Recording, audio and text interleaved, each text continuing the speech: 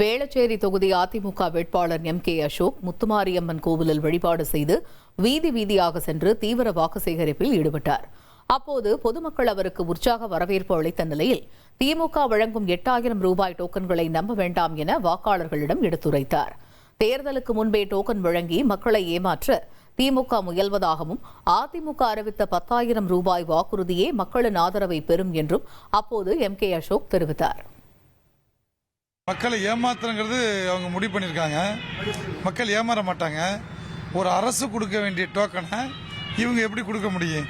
ஒரு அரசு தான் அந்த டோக்கனை கொடுத்து இது பண்ண வேண்டாம், அதை ஜெயிச்சு வந்தால் செய்யணும். இது முன்னாடியே கொடுத்தான்னு அர்த்தம். மக்கள் ஏமாறோன்னு நினைக்கிறாங்க. ஏமாறுறதுக்கு எந்த மக்களும் தயாராக இல்லை. ஆனால் அவங்க ஏமாற போகிறது தின்னம்.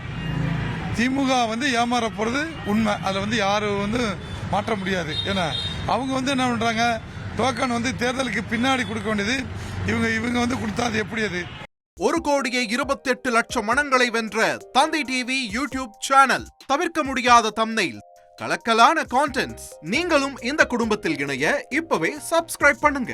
அசுரபலம் கொண்ட எங்கள் டிஜிட்டல் கரங்களில் உங்கள் விளம்பரங்களை சேர்க்க வாட்ஸ்அப் பண்ணுங்க. 8939888378. Email advtthanditv@dttv.in.